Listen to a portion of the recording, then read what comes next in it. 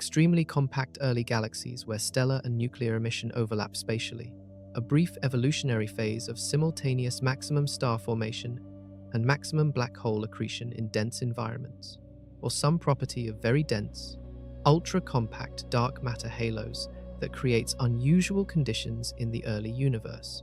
None of these proposals has been confirmed. The little red dots are one of JWST's most provocative unanswered questions, a class of early universe phenomena sitting entirely outside the boundaries of current theoretical understanding. The anomalies from JWST are not confined to the scales of individual galaxies.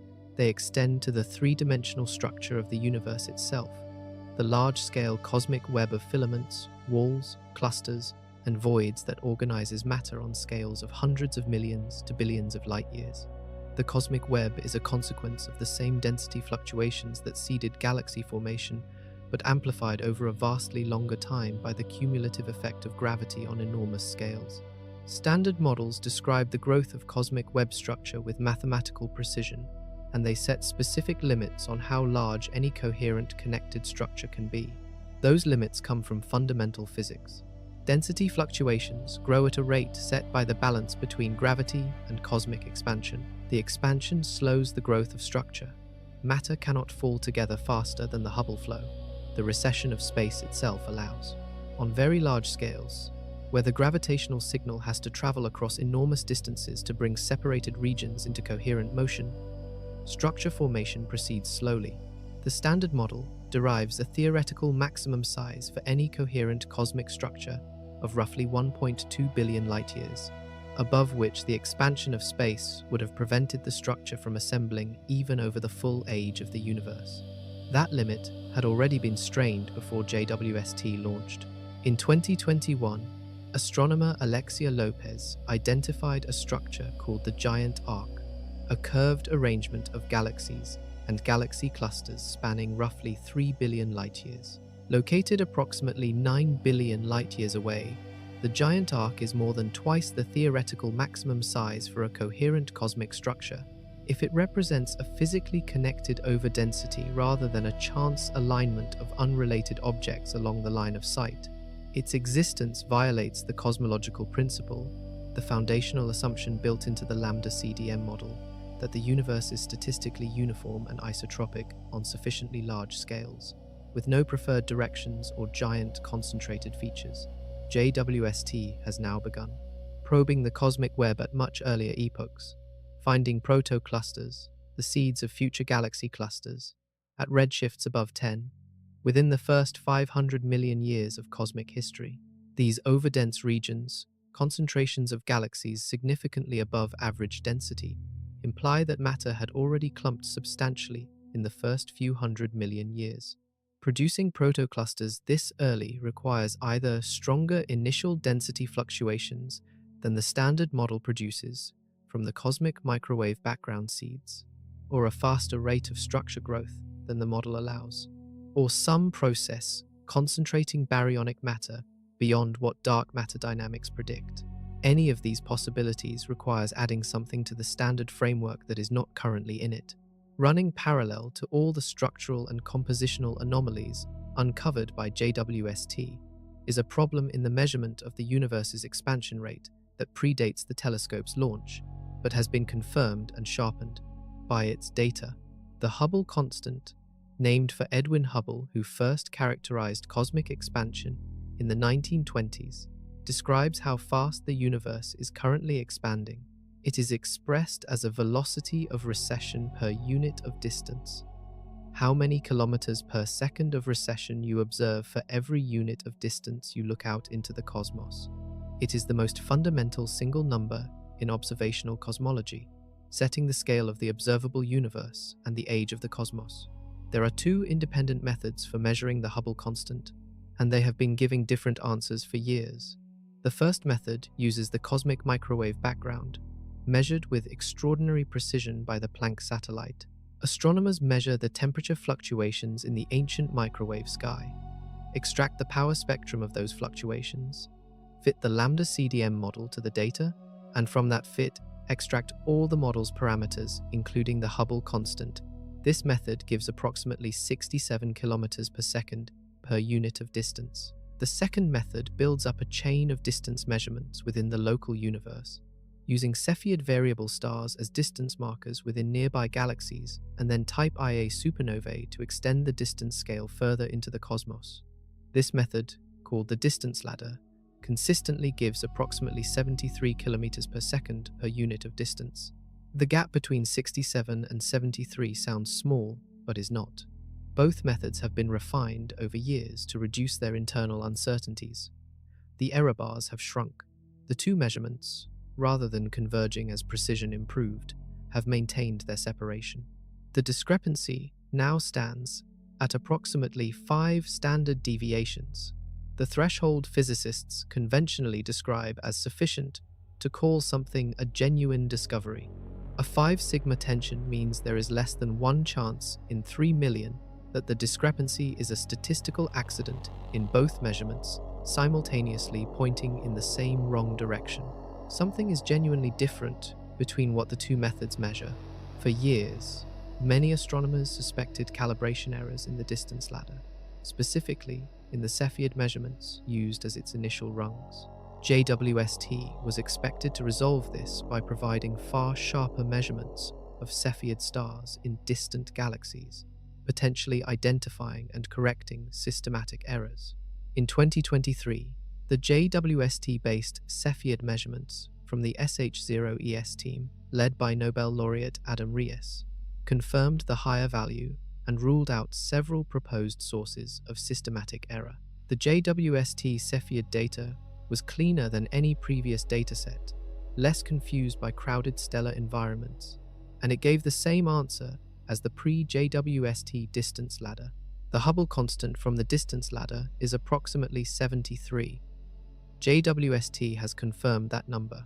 The tension with the cosmic microwave background value of 67 is real, not a calibration artifact, and not going away. A 5 sigma discrepancy in the most fundamental number in observational cosmology, confirmed rather than resolved by the most sensitive instrument ever built for the task, means that something in our physical description of the universe is genuinely wrong. The Hubble tension points to a crack in the foundation that the galaxy mass anomalies and the early structure findings are also exposing. All 3 lines of evidence converge on the same uncomfortable conclusion. The standard model of cosmology, as precise and successful as it has been, is producing predictions that conflict with observations across multiple independent physical scales and epochs. The question the scientific community is grappling with is whether this convergence of anomalies requires small revisions to the model's parameters, moderate revisions to its physical descriptions, or something more fundamental. The Hubble tension has a specific structural implication. The cosmic microwave background method extrapolates from the early universe to today using the standard model's physics. If that extrapolation gives a different answer from direct measurement today, either the standard model's physics is wrong in the early universe, wrong in the late universe, or wrong in both. Proposed solutions fall into several categories. One class of solutions introduces what theorists call early dark energy, a component of dark energy that was present in the universe at early times and more significant than the current cosmological constant before fading away. Early dark energy models can shift the CMB-based Hubble constant prediction upward, potentially closing the gap. Another class of solutions modifies the properties of dark matter in the early universe, allowing structure to grow somewhat faster. A third class introduces additional relativistic particles in the early universe that alter the expansion history. None of these proposed solutions has achieved acceptance, partly because each one that helps with the Hubble tension tends to conflict with some other precisely measured quantity. Early dark energy models that raise the predicted Hubble constant to 73 tend to alter the predicted amplitude of temperature fluctuations in the microwave background in ways that conflict with Planck measurements. Models that add extra radiation in the early universe change the expansion rate in ways that affect primordial nucleosynthesis predictions. Every proposed fix to the Hubble tension so far has come with a cost elsewhere, suggesting that the solution, whatever it is not a simple one-parameter adjustment to the existing framework. The fact that JWST was sent to resolve the Hubble tension and returned having confirmed it is itself scientifically significant. It means the problem survived the most precise test of the distance ladder ever conducted. The tension does not live in systematic errors accessible to better instrumentation. It lives in the physics, and addressing it requires identifying which physical description of the universe is wrong and how to replace it. The answer to that question may also be connected to the answer to why early galaxies are too massive, and why early black holes are too large, and why the cosmic web assembled too quickly. These may not be separate problems at all. They may be different faces of a single missing piece in our picture of the universe. The scientific response to JWST's accumulating anomalies has proceeded through several phases. The initial reaction was cautious skepticism. Science has been fooled by surprising early results before, and the standard protocol is to exhaust mundane explanations before invoking new physics. The first proposed mundane explanation for the anomalously massive early galaxies was AGN contamination, and it has partial validity. When a supermassive black hole feeds actively at the center of a galaxy, it pours out radiation across many wavelengths, including infrared, the wavelengths used to estimate stellar mass from photometric data. If an astronomer attributes all of a galaxy's infrared brightness to stars when some of it is actually coming from a nuclear source, the stellar mass estimate will be inflated. This explanation has been confirmed in specific cases. Some of the most extreme JWST galaxy candidates had their stellar masses revised downward after spectroscopic follow-up revealed previously hidden nuclear emission. In those cases, the photometric mass estimates were contaminated, and the revision brought the objects into better agreement with standard predictions. The AGN contamination explanation is real and has resolved the tension for a subset of the most dramatic outliers. It does not, however, resolve the tension for the full population. Many of the anomalous early galaxies show spectral properties dominated by stellar emission with no evidence of significant nuclear contamination. Their mass estimates rest on cleanly stellar light. When the confirmed AGN-contaminated sources are removed from the statistical samples, the remaining population still shows a systematic excess of stellar mass above standard model predictions. The excess is smaller without the most extreme outliers, but it is not eliminated. The overall distribution remains shifted upward. AGN contamination is a real effect that explains some individual cases. It is not a full explanation for the phenomenon. A second proposed explanation centers on the physics of star formation itself. The most sophisticated current simulations of early galaxy formation incorporate feedback from stars and black holes in ways that naturally produce bursty, episodic star formation rather than continuous smooth growth. When a galaxy undergoes an intense star formation burst, it temporarily shines far more brightly than its time-averaged luminosity would suggest. If JWST is catching many early galaxies during such bursts, they would appear systematically more luminous than average, inflating mass estimates based on instantaneous luminosity. The bursty star formation model is physically motivated. Early galaxies had more available gas, less enrichment-driven feedback, and denser environments that favor intense periodic star formation. This explanation has merit for understanding why early galaxies appear so luminous relative to their average properties, but it runs into limits when applied to the most massive candidates. A temporary luminosity enhancement during a burst phase cannot produce the factor of 50 discrepancy seen in objects like JWST 140. The total stellar mass, not just the instantaneous luminosity, is too high. And the chemical evidence, the oxygen in JWST 140 and the nitrogen in GN-Z11, implies stellar histories too deep to be explained by the total stellar mass being lower than estimated. The chemical and structural evidence points in the same direction as the mass evidence. Something fundamental about early galaxy formation was different from what the standard model describes. Beyond adjusting parameters within the existing framework, theorists have proposed more fundamental modifications to the underlying physics. One direction points toward the nature of dark matter itself. The lambda CDM model specifies that dark matter is cold, meaning it moves slowly relative to the speed of light at the time when cosmic structure begins forming. Cold dark matter clusters on all scales, from the smallest dwarf galaxies up to the largest clusters, producing a hierarchical spectrum of structures that builds upward over time. This cold dark matter prediction has been tested against the large-scale distribution of galaxies and the properties of galaxy clusters with considerable success. But on smaller scales, cold dark matter faces persistent challenges.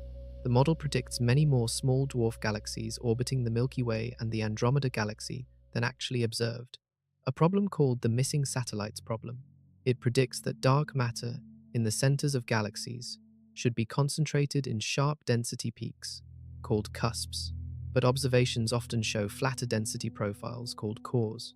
These small-scale tensions have been discussed for decades and are either solved by baryonic feedback processes or by modifying dark matter properties, depending on whom you ask. The early galaxy mass anomalies potentially add to the motivation for modifying dark matter. If dark matter were slightly warm instead of cold, meaning it moved somewhat faster at the time of structure formation, the spectrum of halo masses would shift. Warm dark matter smooths out density fluctuations on small scales, suppressing the formation of the smallest halos while leaving the larger halo population relatively intact. It also potentially allows somewhat larger halos to form earlier, because the smoothing of small-scale fluctuations could allow mass that would have gone into many small halos to instead go into fewer larger halos. This might help with the early galaxy mass problem by providing larger halos earlier in cosmic history. The problem is that warm dark matter models that help with the early galaxy problem tend to predict too few small galaxies elsewhere, creating new tensions while potentially resolving existing ones. The specific temperature of dark matter required to fix one problem tends to break predictions for something else. Finding the right modification to dark matter behavior that resolves the early galaxy tension without creating new contradictions has not been achieved, and may not be possible within the general class of simple, warm, dark matter models. More complex modifications to dark matter physics, involving self-interaction between dark matter particles or dark matter decay, have also been proposed and are under active investigation. A proposal that has attracted particular attention because it potentially addresses multiple JWST anomalies simultaneously is called early dark energy. The standard cosmological constant lambda describes dark energy as a fixed energy density of empty space that has been present throughout cosmic history at the same level. In an early dark energy model, an additional component of dark energy was present and significant in the early universe, around the time that the cosmic microwave background was released, before decaying away or becoming subdominant, leaving the universe looking like the standard model does at late times. The appeal of early dark energy lies in its potential connection to the Hubble tension. The tension arises because extrapolating from the cosmic microwave background epoch to today, using the standard model, gives a Hubble constant of approximately 67, while direct measurement today gives approximately 73. Early dark energy models can modify the balance of energy components at early times in a way that shifts the extrapolated prediction upward, potentially closing the gap between the two values. The evidence is concrete. Specific early dark energy models have been tested against the full cosmic microwave background dataset and the large-scale structure of galaxies, and some produce Hubble constant predictions closer to 73, while maintaining reasonable agreement with other observables. Early dark energy may also have consequences for the early galaxy mass problem, because changing the energy content of the early universe slightly alters the expansion history in ways that affect how fast dark matter halos assemble. If early dark energy slightly accelerates the growth of halos in the first few 100 million years, it could, in principle, produce more massive early halos, hosting more massive early galaxies. Whether the amount of early dark energy needed to help with the galaxy mass problem is consistent with the amount needed to help with the Hubble tension, and whether both are consistent with the precise cosmic microwave background measurements, is an active area of theoretical investigation. The challenge with early dark energy models is that they introduce a new component to cosmology with no direct detection. Dark energy itself has no direct detection beyond its gravitational effects on cosmic expansion. Early dark energy would need to be detected or constrained entirely through its gravitational effects on the expansion history and structure growth. Current cosmic microwave background data does not definitively confirm early dark energy models, and some analyses find them in mild tension with the precise Planck temperature fluctuation data. The model is promising and is being actively developed, but it has not achieved the kind of consensus observational support that the cosmological constant itself has. The universe's expansion rate problem and the early galaxy mass problem share a common character. Both suggest that the standard model is producing predictions that are too low at early times. The Hubble constant tension says the universe is expanding faster than the model's early universe parameters predict. The galaxy mass tension says the early universe assembled structures faster than the model's galaxy formation physics allows. The black hole growth problem says early black holes reached enormous masses faster than the model's accretion physics permits. The metallicity problem says early galaxies chemically enriched themselves faster than the model's stellar evolution timelines allow. Every anomaly points in the same direction, faster at early times than predicted. When every anomaly in a dataset points in the same direction, scientists are trained to ask whether they share a common cause. If all of these faster than predicted phenomena in the early universe arise from a single underlying physics that the standard model is missing, then fixing that physics might resolve all of them simultaneously. This is the driving motivation behind proposals like early dark energy, modified dark matter, and modifications to feedback physics in galaxy formation. The hope that a single change to the framework might explain multiple anomalies at once, but the proposals that resolve one anomaly completely, while resolving others, only partially have not yet converged on a convincing single solution. Early dark energy helps with the Hubble tension, but does not by itself solve the galaxy mass problem. Modified dark matter helps with small-scale structure tensions, but does not by itself produce the observed early galaxy masses. No single modification so far achieves a simultaneous satisfying resolution of all the anomalies. This might mean that the anomalies have multiple independent causes, or that the right modification has not yet been proposed, or that the solution requires something more fundamental than any parameter adjustment can provide.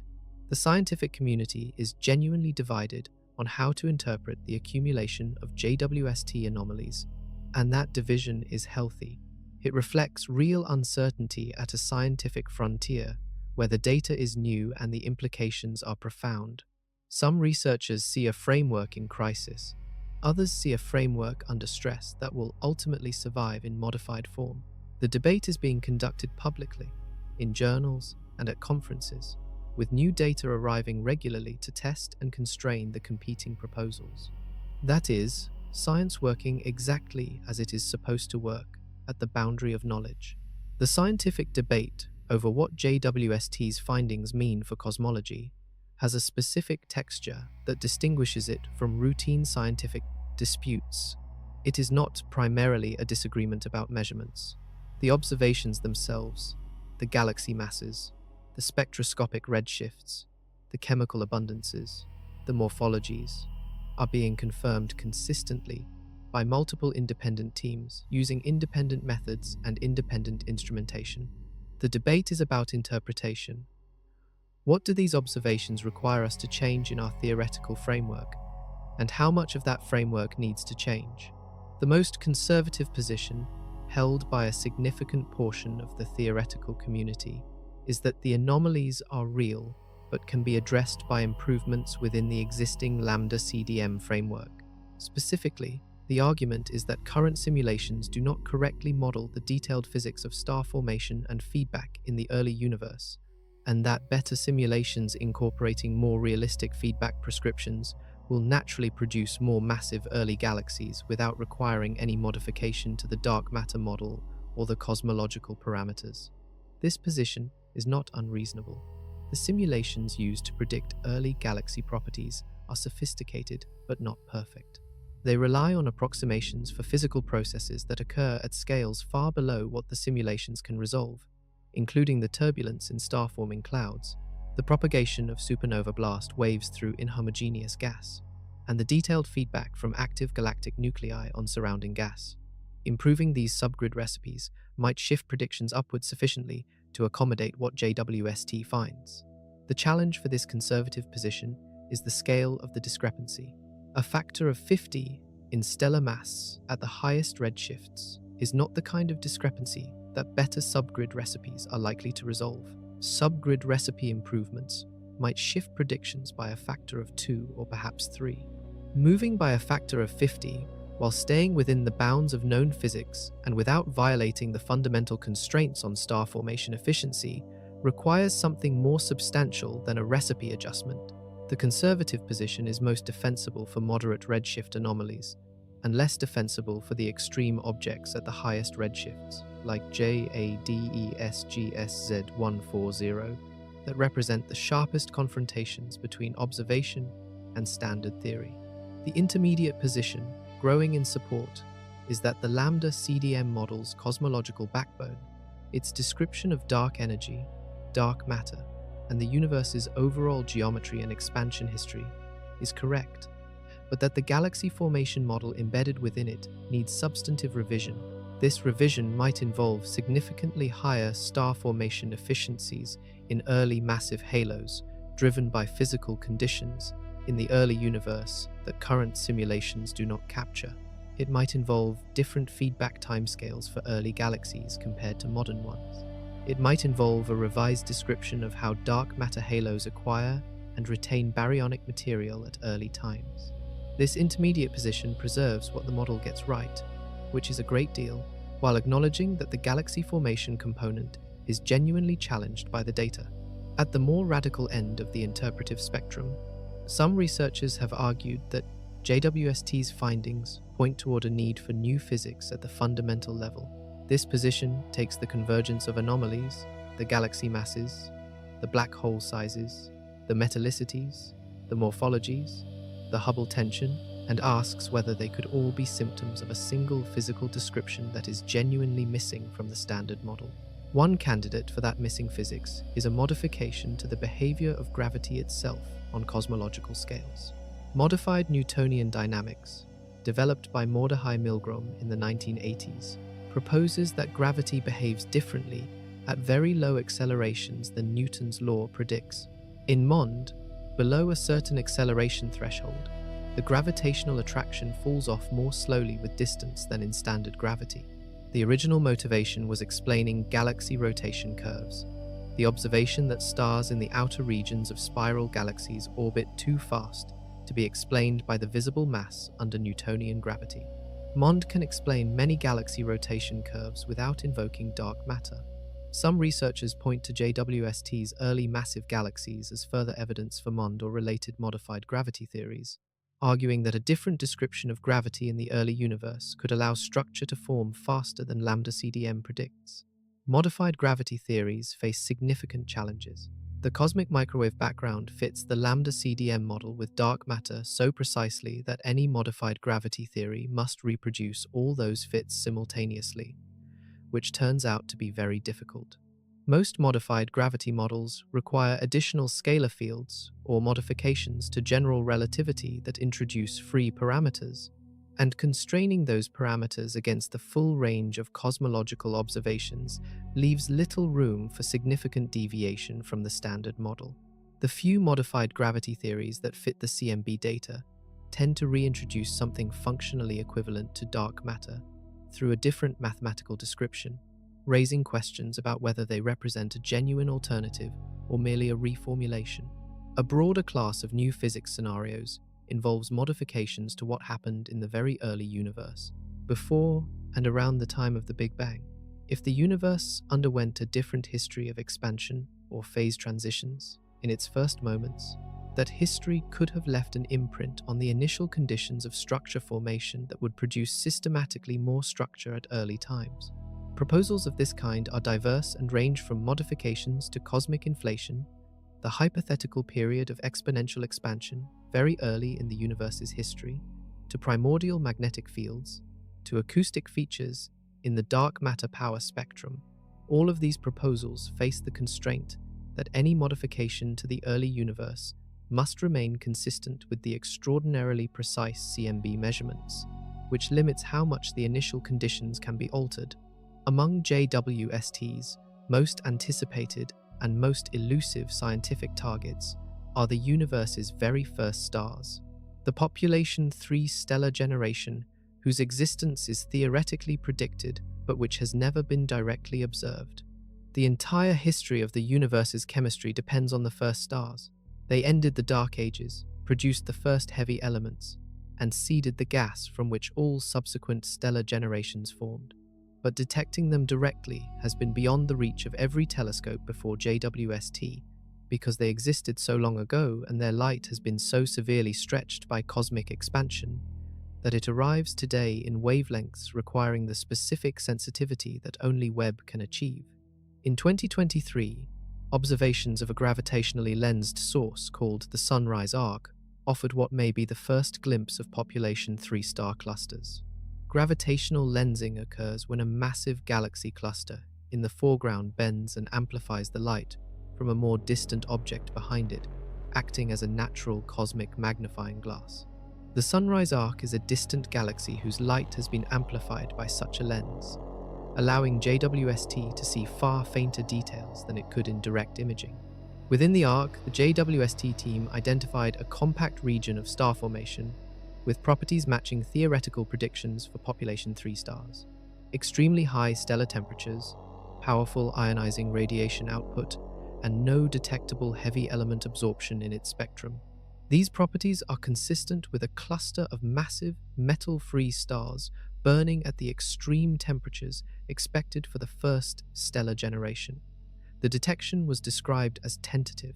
Alternative explanations involving very young star clusters of the second stellar generation, still relatively metal-poor but not entirely metal-free, were not definitively ruled out.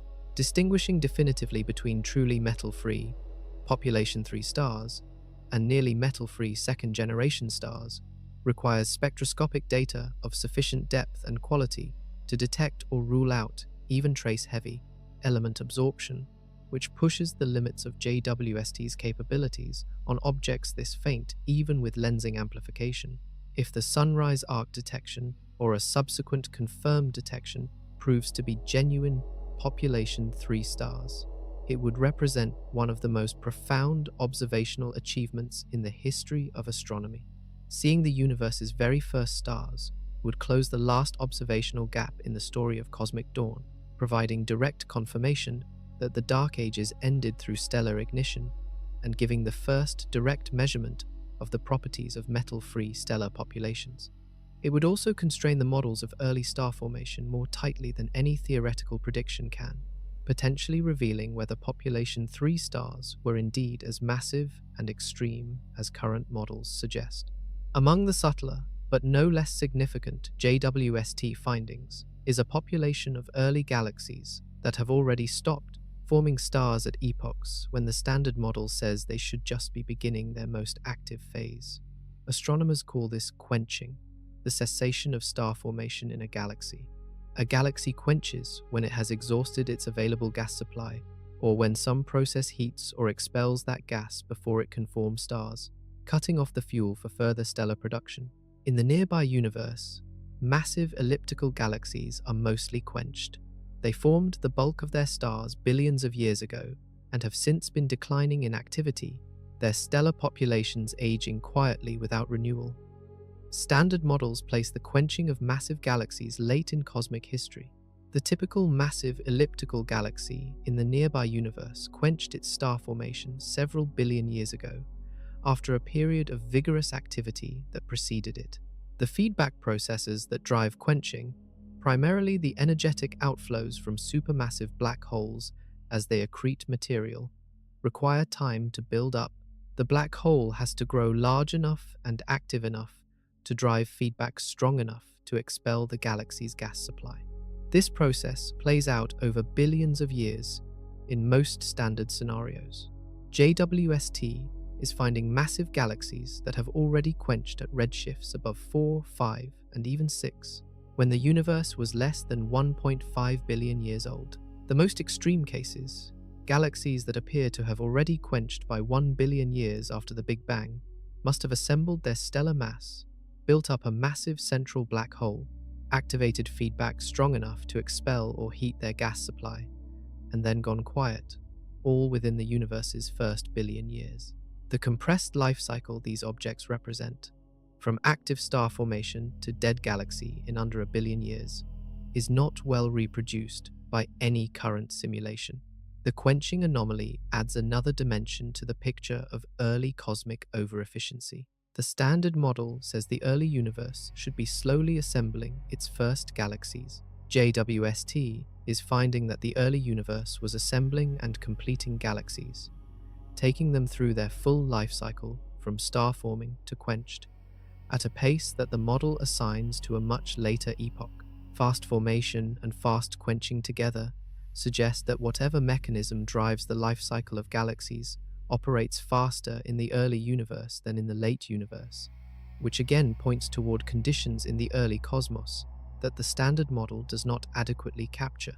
Stepping back from any individual observation and looking at the full picture painted by JWST's first few years of science operations, a single, consistent theme emerges with clarity that is difficult to dismiss. The early universe was more productive than theory said it could be, more structurally mature, more chemically complex, more gravitationally organized on both small and large scales, more efficient at completing processes that models predicted would take much longer. The galaxy mass anomaly says this clearly. Galaxy after galaxy, in the first few 100 million years, shows stellar masses 10, 20, 50 times above what lambda CDM predicts. The metallicity anomaly says this in chemical language. Heavy elements appear at epochs when standard stellar evolution timelines say they should be barely beginning to accumulate. The morphology anomaly says this in geometric terms. Ordered, rotating disk galaxies appear in numbers 5 times higher than predicted in the universe's first 3 billion years. The black hole mass anomaly says this through the physics of accretion. Central black holes in early galaxies reach masses that require near maximum accretion from the very beginning of their existence. The quenching anomaly says this through cosmic archaeology. Galaxies that have already completed their entire active lifetimes appear at epochs when the standard model says they should just be starting. The large-scale structure anomaly says this at the grandest scale. The cosmic web is assembling coherent structures earlier and at larger sizes than the theoretical maximum permits. The Hubble tension, the 5 sigma discrepancy in the universe's expansion rate, says this in a different register, but the same key. The universe appears to be running at a different tempo than the standard model computes from first principles. The consistency of direction across independent observational probes is the most scientifically significant aspect of the problems. Full JWST picture. Random measurement errors scatter in both directions, producing some results above predictions and some below. Systematic biases in instrumentation typically affect specific measurement types and not others. When galaxy masses, chemical abundances, galaxy shapes, black hole masses, large-scale structures, and expansion rate measurements all simultaneously deviate from predictions in the same direction, the most parsimonious interpretation is not that 6 independent measurement types all happen to be systematically biased in the same wrong direction by different amounts through different mechanisms.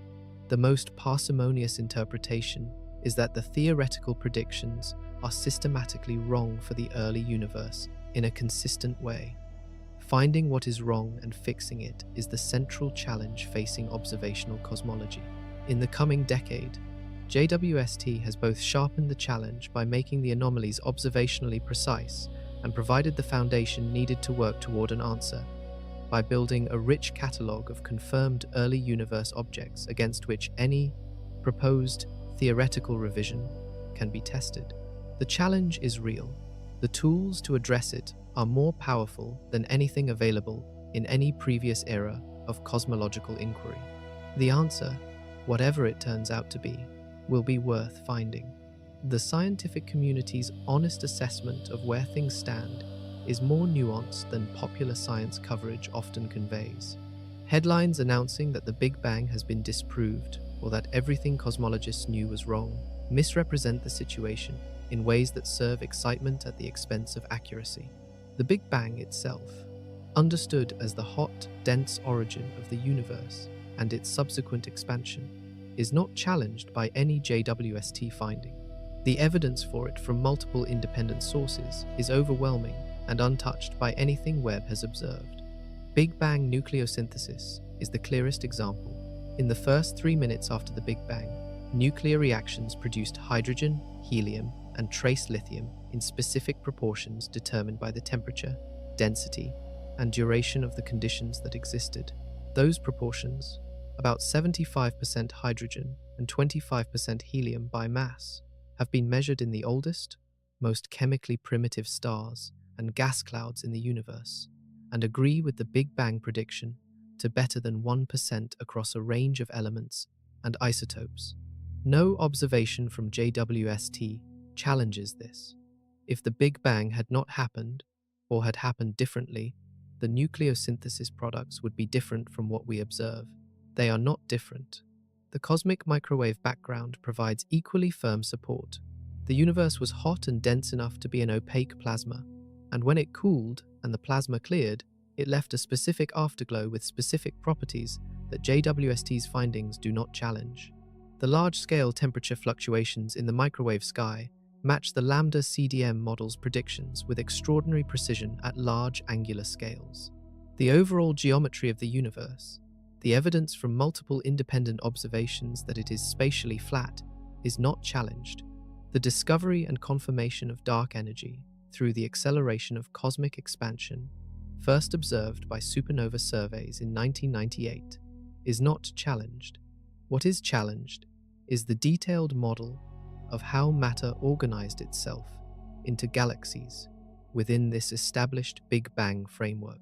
The subfield of galaxy formation theory, which describes the specific physical processes that convert dark matter halos and baryonic gas into the galaxies we observe, is what JWST is stress testing.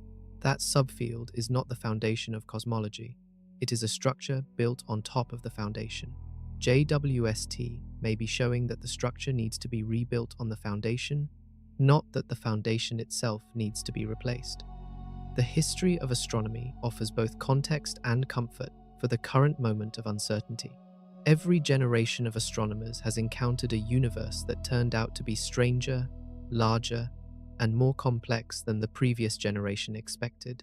Each encounter seemed at first like a crisis, and ultimately proved to be an expansion of understanding that enriched rather than replaced what came before. Edwin Hubble's 1925 proof that the spiral nebulae were separate galaxies vastly farther away than the Milky Way transformed the cosmos from a single island of stars into a universe of billions of galaxies, stretching to distances no instrument could then reach. Before Hubble's observations, the Milky Way was generally believed to be essentially the entirety of the universe. The existence of galaxies beyond it was debated and disputed by the astronomical community. After Hubble's observations, the Milky Way shrank from the whole cosmos to a single, unremarkable galaxy among hundreds of billions. The revision was total and irreversible, and it made astronomy immeasurably richer. In the 1990s, the JWST, two independent teams measuring the distances and recession speeds of type Ia supernovae in distant galaxies, expected to find evidence that the universe's expansion was slowing down under gravity. Both teams independently found the opposite. The expansion was accelerating. Something was pushing space apart. Neither team could identify what that something was. It was given the name dark energy. It turned out to compose 68% of the universe's total energy content. The revision was so fundamental that both team leaders received the Nobel Prize in Physics. Nothing in the lambda CDM model before those observations had confidently predicted dark energy. The model was extended to incorporate it, and the extended model became the most successful cosmological framework ever built. What appeared to be a crisis became the cornerstone of modern cosmology. Both of these examples share a common structure with what JWST is presenting now. Confident predictions, carefully derived from the best available theory, conflicted with precise observations. The conflict was resolved not by abandoning the underlying framework, but by extending it in ways that incorporated the new observations. The extensions made the framework more accurate, more complete, and more predictive than what preceded them. The same pattern is likely to apply to whatever JWST is currently revealing. The universe's early behavior, too active and too structured too early, will be explained. When it is explained, the explanation will tell us something new and important about the physics of the cosmos that we did not know before. The Big Bang will still have happened. The standard cosmological model will still describe most of what we observe with great accuracy, and the early universe will be better understood than it has ever been. JWST is still in the early years of its science mission. Its design lifetime is 20 years, and the precision of its launch and the efficiency of its operations have extended its projected fuel lifetime potentially well beyond that. Each year of continued operations adds depth to existing surveys, provides spectroscopic confirmation for additional photometric candidates, and opens entirely new windows through programs that have not yet been scheduled. The pipeline of data coming from the telescope is not slowing down. If anything, it is accelerating as survey programs enter their most productive phases and as the community develops new techniques for extracting information from the data. Among the highest priority, remaining targets are candidate galaxies at redshifts above 15 within the first 200 million years after the Big Bang that have been identified in photometric surveys, but not yet confirmed spectroscopically. If any of these candidates are real, they would push the boundaries of early universe observations even further and tighten the constraints on every proposed explanation for the early galaxy mass anomaly. Spectroscopic confirmation at these extreme redshifts pushes JWST to the limits of its sensitivity and requires very long integration times. But the science motivation is high enough that programs targeting these objects have been approved and are being executed. Gravitational lensing programs continue to reveal objects that would be invisible to JWST without the amplification provided by foreground galaxy clusters. The most magnified lensed sources can be studied in detail that would otherwise require a telescope many times larger than Webb, effectively giving astronomers access to galaxy properties at high redshifts that unmagnified surveys cannot reach. These programs have already provided the tentative population 3 detection and have revealed extremely faint early galaxies in multiple fields. As the catalogue of well-characterized lensed sources grows, the statistics on the faint end of the early galaxy luminosity function will improve, answering one of the key open questions about whether there are far more low-mass early galaxies than models predict, in addition to the excess of high-mass ones. The galaxy morphology studies are also continuing to grow in the statistical power. The finding that roughly half of early galaxies show disk morphology was based on a sample large enough to be statistically significant, but not large enough to definitively characterize all morphological subclasses. Larger samples will reveal whether the disk fraction varies with mass or redshift in ways that constrain the physics of early disk formation.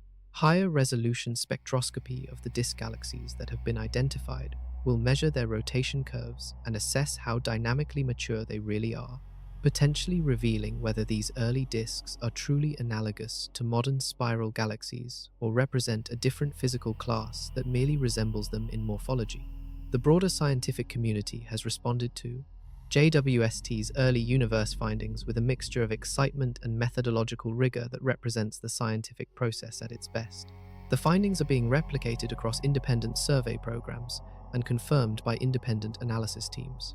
When multiple groups using different datasets, different analysis approaches, and different assumptions about stellar populations and dust properties arrive at the same conclusion, confidence in that conclusion grows substantially. The early galaxy mass excess has now been found by enough independent groups that the observational reality of the anomaly is accepted even by researchers who dispute its theoretical interpretation. The theoretical response has been, quote, equally productive. The anomalies have motivated new classes of simulations, specifically designed to test whether modifications to feedback, physics, dark matter properties, or initial conditions can reproduce the observed early galaxy population while remaining consistent with all other cosmological constraints. High-resolution zoom-in simulations targeting the most massive early halos have revealed that the complex interplay of gas dynamics, stellar feedback, and chemical enrichment in extreme environments is not fully captured by the subgrid prescriptions used in earlier cosmological simulations. Some of these new simulations produce early galaxy populations that match certain aspects of JWST's findings better than earlier work did. None has yet achieved a complete simultaneous resolution of all the anomalies within a coherent physical framework. New observational programs are being designed specifically to test the predictions of competing theoretical explanations. If bursty star formation is the dominant explanation for anomalously luminous early galaxies, those galaxies should show specific spectral signatures of recent rapid star formation events. If AGN contamination explains some of the mass excess, systematic spectroscopic programs can characterize the AGN fraction in early massive galaxies and correct for its contribution. If modified dark matter is the answer, specific predictions for the small-scale clustering of early galaxies differ from those of cold dark matter models in ways that deep JWST surveys can eventually measure. The observational programs to test these predictions are being planned and executed, adding targeted tests to the flood of general survey data. The overall picture is of a field energized by genuine discovery. The standard model is under pressure, but the pressure is being applied through the mechanism that science requires. Precise observations that disagree with precise predictions, forcing both better observations to confirm the disagreement and better theory to explain it. The disagreement is telling cosmologists something real about the universe, something that was invisible before JWST and is now unavoidable. Working out what that something is will require years of observation, theoretical development, and argument. The outcome will be a description of cosmic history more accurate and more complete than the one we currently have. What JWST is doing to cosmology is something that happens rarely but repeatedly in the history of science. It is revealing that a physical description we were confident in does not fully match reality. Every confirmed discrepancy is a scientific gift. Every confirmed discrepancy between observation and theory narrows the range of possible physical descriptions of nature. Every anomaly is a constraint. Every surprise is a clue.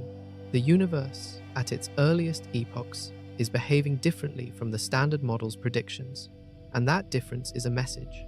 Decoding the message requires understanding exactly how the behavior differs, exactly how consistently it differs across independent observations, and exactly what physical changes could produce the observed differences while keeping the framework consistent with everything else it correctly describes.